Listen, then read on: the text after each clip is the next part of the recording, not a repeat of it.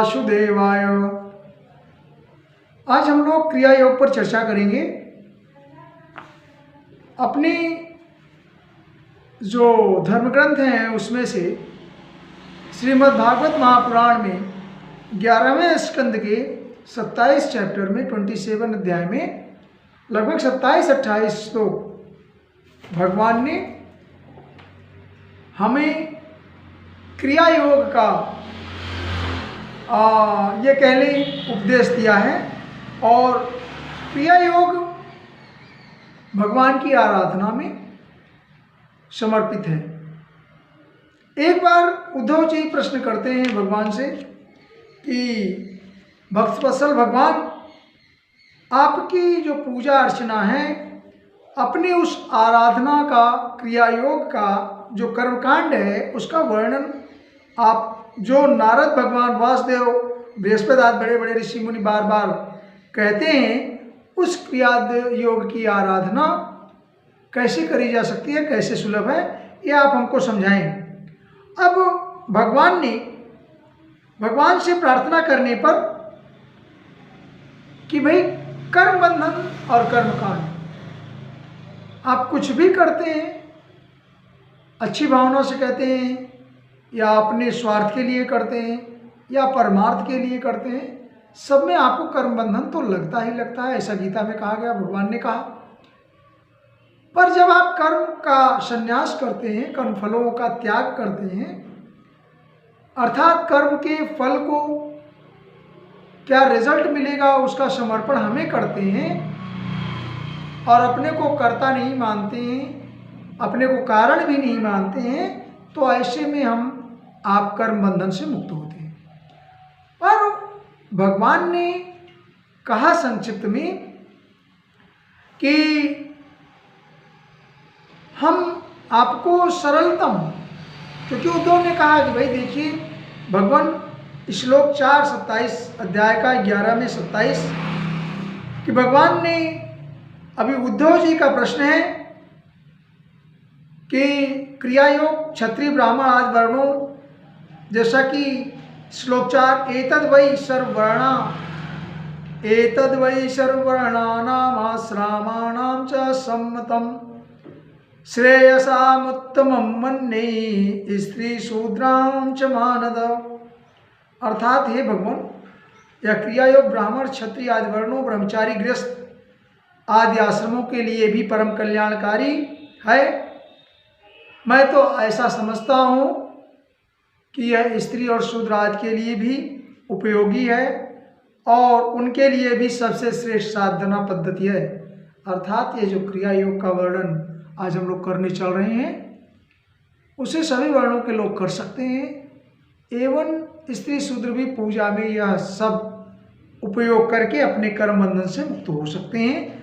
ऐसा भगवान से प्रार्थना कर रहे हैं और भगवान से कहते हैं, एतत् कमल पत्राक्षो, हे कमल नयन भगवान, कर्म बंधन विमोचनम, इन कर्म बंधन जो हम दिनचर्या रोज करते हैं उस कर्म बंधन से मुक्त करने के लिए, मुक्त होने के लिए, भक्ताय चानुरक्ताय ब्रूहि विश्वेश्वरेश्वरा, हे आदिदेव भगवान शंकर के भी विश्वेश्वर, विश्व के ईश्वर, सर्व विश्वों के ईश्वर, जगदीश्वर, आप कृपा करके मुझे कर्म बंधन से मुक्त करने वाली ऐसी कोई क्रिया का विधि बताएं। तो भगवान कहते हैं अगले 6-7 श्लोक में अपनी पूजा और क्रिया का विधान बताते हैं। भगवान ने कहा कि कर्म कांड तो का इतना बड़ा विस्तार है जो ऋषियों मुनियों के लिए भी असुलभ है, आसान नहीं है, मुश्किल है। इसलिए उसकी थोड़े में ही मैं क्रम के अनुसार विधिपूर्वक वर्णन करता हूँ। अर्थात जो थोड़े में क्रम से विधिपूर्वक, सिंपल से सिंपल आपको बताता हूँ। न्यायंतो अनंत पारस्य, कहते हैं इसका कोई पार नहीं है।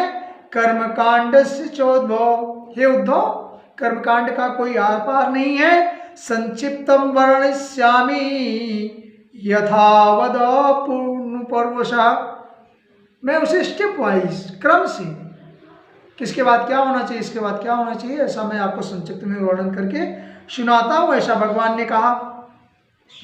जैसा कर्मकांड में आपने बहुत सारे शास्त्र हैं, तरह तरह के विद्वान हैं, तरह तरह की पूजा विधियां हैं। अपार शास्त्रम बहुला च विद्या, अपार शास्त्र हैं और उसमें बहुत सारी विद्याएं हैं, बहुत तरह की विद्याएं हैं। अलग अलग के लोग अलग अलग विद्या की साधना करके, कोई बगलामुखी, कोई तांत्रिक विद्या, कोई भूत पिशाच की विद्या, तरह तरह के कर्मकांडों में संलिप्तता है। अतः आपका और हमारे लिए जो हम आज आपको बताने चल रहे हैं, एकदम सरलतम आसाधन जो भगवान के द्वारा उपदेश किया गया, वो हम आपके समक्ष रखते हैं। और आप भी दुनियादारी में या कर्मकांडों में ज़्यादा न फंसते हुए भगवान की ये सिंपल आराधना की व्यवस्था समझें और करें, संतुष्ट रहें, आपका कल्याण होगा। मैं कहा कि जो भक्त हो, पहले तो उसे निष्कपट भाव से मेरी आराधना, निर्मल भाव से मेरी आराधना, निष्कपट भक्तिपूर्वक और निर्मल भाव, जैसा कि आपने गोस्वामी तुलसीदास के मानस से निर्मल जन मन सो मोहि पावा, मोहि कपल छड़ छिद्र न भाव। भगवान ने कहा जिसका निर्मल मन है वो मुझे प्राप्त करता है। और निष्कपट हो, कपट न हो, छल छिद्र न हो। प्रार्थना में भी आया छल दम द्वेष पाखंड झूठ अन्याय, ये सब सारी चीजें हमसे दूर रहें, यह भक्ति का मार्ग बनता है। भगवान ने कहा शास्त्रोक्त विधि से, वैदिक जो शास्त्र कहते हैं, मेरी पूजा की दो विधियां हैं, एक तो वैदिक और दूसरी है तांत्रिक विधि। अर्चायाम स्तंडिलेग्नौ, कहते हैं मेरी पूजा के स्थान भी निश्चित हैं। आप कुछ ऐसी जगह हैं जहां पर आप मेरी पूजा कर सकते हैं। अर्चायाम स्तंडिले अग्नौ वासूर्य वाप हृदय द्विजय, कहते हैं मुझे परमात्मा को आप पिता में, अपने गुरु में और पूजा की सामग्रियों द्वारा मूर्ति में, सूर्य में, अग्नि में, वेदी में, जल में, हृदय में अथवा ब्राह्मण में, और इन सब में से किसी एक में भी मेरी आराधना पूजा कर सकते हैं। कहते हैं द्रव्येण भक्ति युक्तो अर्चेत स्वगुरु ममाया, मेरी आराधना पूजा अपने गुरु पिता भगवान कहते हैं कि अपने हृदय में, स्वयं में, द्विज माने ब्राह्मण में, सूर्य में, अग्नि में, जल में, ऐसी जगहों में मेरा ध्यान करके पूजा कर सकते हैं। नित्य क्रिया से आप, नृत्य क्रिया में दातुन, मंजन, शुद्धि, ये सब करते हुए आप इनमें से किसी एक में आयदारार निर्मल मन से नित्य क्रिया के उपरांत आप मेरी पूजा कर सकते हैं। और उसके बाद भगवान ये कहते हैं कि आप जैसे वेदों का उच्चारण करके संध्या वंदन नित्य कर्म करना, ये आपकी रोज क्रिया होनी चाहिए। और ये वैदिक और तांत्रिक विधियां आपको कर्म बंधन से छुड़ाती हैं। अब मेरी पूजा 8 प्रकार की मूर्तियों में करी जा सकती है। देखिए 8 प्रकार की मूर्तियों का वर्णन स्वयं भगवान ने कहा है। और वो 8 प्रकार की मूर्तियां हैं, पत्थर की, वो लकड़ी की हो सकती है, मेरी मूर्ति धातु की हो सकती है, मिट्टी की, चंदन की, और मणियों में मेरी पूजा हो सकती है। मणिमयी मूर्ति जो आप हीरा पन्ना, जिसमें भी रत्न में आप मेरी पूजा कर सकते हैं। मनोमयी, और मन में मानसिक पूजा अपने हृदय में स्थापित करके मनोमयी मूर्ति, मेरी जो चतुर्भुज स्वरूप है मेरा, उसका आप मन में पूजा करें मनोमयी मूर्ति में। और बालुका में, बालुका भी या मिट्टी का भी आप मूर्ति बना करके अंगन्यास करके उसकी पूजा कर सकते हैं। तो ये 8 तरह की मूर्तियों का वर्णन भगवान ने किया, प्रतिमाओं का वर्णन किया। और इसके पूजा करने के पश्चात अग्नि में मेरी आराधना करें और अग्नि में हवन करें। हवन सामग्री से आहुति देनी चाहिए। भगवान ने अगले श्लोक में कहा, सूर्य के प्रतीक मान करके, क्योंकि सूर्य मेरा स्थान है, पूजा का स्थान है, उसको प्रतीक मानकर की जाने वाली उपासना में मुख्यतः क्या करना है? अर्घ देना है आपको। सूर्यार्घ, सूर्य भगवान को अर्घ दिया जाता है। एवं उपस्थान ही प्रिय हैं। और अगर आप जल में स्नान कर रहे हैं, नदी में, तालाब में, तो तर्पण में मेरी पूजा करें। तर्पण आदि से मेरी उपासना करनी चाहिए। मुझे कोई भक्त हार्दिक श्रद्धा से जल भी चढ़ाता है तो मुझे उसे प्रेम से स्वीकार करता हूं, ऐसा भगवान का कथन है। और यही नहीं, भगवान ने यह कहा कि अगर कोई अभक्त जिसमें जिसको मेरे में विश्वास नहीं है, अभक्त है, जबरदस्ती वो सेवा पूजा करने का ढोंग कर रहा है, वह अगर वस्त्र आदि आभूषण से भी मेरी पूजा करता है तो मैं उतना प्रसन्न नहीं होता जितना कि बिना सामग्री के लेकिन निष्कपट भाव से, निश्चल मन से, सरलता से, निर्मल मन से अगर कोई मेरी आराधना करता है तो मैं उसे जल और फूल, गंध, पुष्प आदि से ही संतुष्ट हो जाता हूँ। इसके बाद ये सब कर्मकांड के लिए भगवान ने सरल करके आपको बताया है, उद्धव को माध्यम करके ये उपदेश दिया है। ये हम आपके लिए है और हमें आपको यह ध्यान रखना चाहिए, विशेषकर यह हमारे जो पुरोहित, आचार्य, पंडित, विद्वान, गुरु या मठाधीश आदि जो भी कर्मकांड करने वाले यज्ञ कर्ता या ये कह लें जो विद्वान बैठते हैं, उन्हें भी इन बातों का ध्यान रखना चाहिए। और ये क्रम से ही काम करने से, स्टेप वाइज जैसा भगवान ने कहा, ये कर्मकांड करने पर आप कर्म बंधन से मुक्त हो सकते हैं। मतलब उसमें वक्ता का भी कल्याण होगा और जो मुख्य यजमान है उसका भी कल्याण होगा। इसलिए जो आचार्य हैं उन्हें भी इस बात का बिल्कुल ध्यान देना चाहिए कि ये स्टेप आवश्यक हैं। कर्मकांड में पाखंड का कोई स्थान नहीं है। भगवान ने कहा कि बिना श्रद्धा के या छल छिद्र के अगर आप बिना श्रद्धा के आप पूजा पाठ करते हैं तो आप बहुत सारी सामग्री से भी मेरी पूजा करते हैं तो नहीं हो उतना मैं प्रसन्न होता हूँ जितना कि निष्कपट मन से।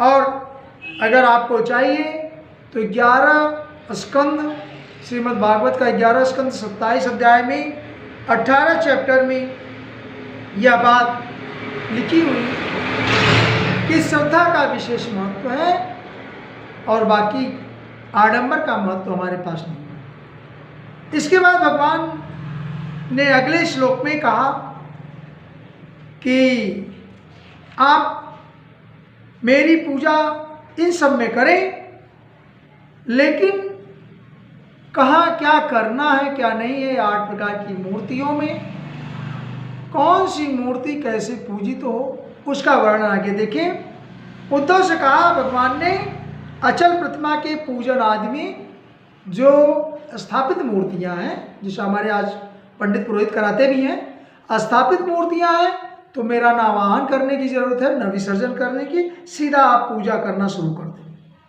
यही नहीं, भगवान ने यह भी कहा कि जैसे चल प्रतिमाएं हैं, जो प्रतिमा आप यहाँ से वहाँ तक ले जाते हैं, उसमें 2 बातें हैं, चाहे आप आवाहन स्थापना करें और ना भी करें तो भी कोई दिक्कत नहीं, आप स्वतंत्र हैं। स्पष्ट लिखा भगवान, चाहे आप स्थापना और विसर्जन करें आवाहन करें या न करें, स्वतंत्र है। परंतु एक बहुत स्पष्ट बात कही गई है, परंतु आपको एक जगह विशेष सात स्टैंडर्ड तो भवेद द्वयम, कि अगर बालुकामयी प्रतिमा में आपने स्थापना करना शुरू किया तो जो मिट्टी की या बालुका की बनी हुई प्रतिमा है उसमें आवाहन और विसर्जन प्रतिदिन जितनी बार आप पूजा करेंगे उतनी बार उसमें आवाहन और विसर्जन करना चाहिए, करना ही होगा, ऐसा श्लोक नंबर 13 कहता है। आगे अगली मिट्टी और चंदन की चित्रमयी प्रतिमा की लिए भगवान ने कहा उनको स्नान न कराएं। फोटो है और मिट्टी की मूर्ति है, जैसे पूजा में आप ज़्यादातर वर्ष भर लक्ष्मी गणेश की मिट्टी की मूर्ति रखते हैं अपने घरों में दीपावली से दीपावली तक, तो ऐसी मिट्टी की मूर्तियां हैं, फोटो हैं, चित्र हैं, या कोई विशेष ऐसी मूर्ति है जिसमें भगवान का चित्र बना है, पेंटिंग हुई है, ऐसे चित्रों को, ऐसी मूर्तियों को स्नान न कराएं, केवल मार्जन करें। अर्थात आप कुश से, अक्षत से या फूल से उसमें जल छिड़के मेरी उपासना के लिए मुझे शुद्ध करें। इसके बाद अगले स्टेप में भगवान ने कहा है कि आप अलग अलग प्रतिमाओं में प्रसिद्ध पदार्थ से मेरी पूजा कर सकते हैं। एक बहुत इंपॉर्टेंट बात भगवान ने 15वें श्लोक में करी, जो सबको जानने की जरूरत है, कि द्रव्य प्रसिद्ध द्वै मार्गाद्य प्रतिमा दिशमाइना, अर्थात प्रसिद्ध पदार्थों से मेरी अलग अलग द्रव्यों से मेरी पूजा करें। परंतु एक बहुत इंपॉर्टेंट लाइन ये 15वां श्लोक कहता है, जिनके पास व्यवस्था नहीं है, जो निष्काम है, जो मन में हृदय में मेरी मूर्ति रखते हैं या मेरा ध्यान करते हैं, मेरा जप निरंतर कहते हैं, उनके लिए इन सारी चीज़ों की आवश्यकता नहीं है। कर्म कांड वाले पुरुष, आचार्य, गुरु, विद्वान इस बात का अक्षरशः ध्यान दें कि 11, 27, 15 श्लोक का श्लोकार्ध यह कहता है, भक्तस्य च यथा लब्धै हृदि भावेन चैव ही। उनके लिए यह कहा गया है कि जब जो निष्काम भक्त हैं उन्हें कुछ भी अनायास, जो पदार्थ अनायास बिना प्रयास के जो पदार्थ उनके पास उपलब्ध हैं, बी क्रिस्टल क्लियर, जो ऑफिस में काम कर रहा है, जिसके पास कोई व्यवस्था नहीं, जिसके पास तनख्वाह नहीं, जिसके पास धन नहीं है, जिसके पास कुछ नहीं है, निष्काम है, उसे कोई कामना भी नहीं है भगवान की पूजा करने से, कि भगवान की पूजा किया, हमारी ये ड्यूटी है, हमने कर लिया। ऐसे भक्तों को कहीं कोई स्वच्छता की जरूरत नहीं, कोई व्यवस्था की जरूरत नहीं है। स्वच्छता इन द सेंस मन की स्वच्छता हो, लेकिन बाहर में स्नान, पूजा, ध्यान करने की व्यवस्था नहीं है और निष्काम है, तो उनके लिए भगवान ने कर्मकांड में, क्रिया योग में यह बात कह दी कि जो निष्काम भक्त है वो अनायास पदार्थ अगर कोई प्राप्त होता है तो उसकी अगर नहीं भी और भावना मात्र से, केवल आपने मन में ले लिया से ही मेरी हृदय में पूजा करना, मनोमय मूर्ति बना करके हृदय में ही पूजा कर लिया, मैंने ये चढ़ाया, मैंने ये खिलाया, मैंने ये किया, मैंने वो किया, ऐसी संकल्पना मात्र से निष्काम रूप से मेरी पूजा करें। और मुझे लगता है यह भक्ति योग का सबसे सरल तरीका है और कर्म कांड में सबसे सरल तरीका है, या ये कह ले जो लोग असमर्थ हैं कुछ करने में, शरीर से, द्रव्य से, पदार्थ से, व्यवस्था से।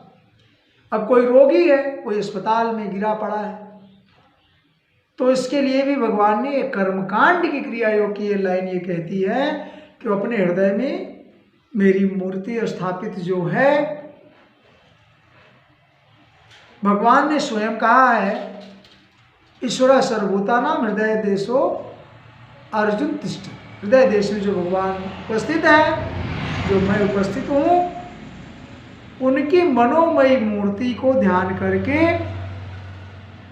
जो निष्काम है, आसक्ति रहित है और व्यवस्था में असमर्थ है, वो इस कर्मकांड से, साधारण व्यवस्था से मेरी पूजा के, भगवान की गारंटी है, आपको इफ बट लगाने की जरूरत नहीं है, न उसमें परेशान होने की जरूरत है, इसलिए यह सुलभ और आसान है।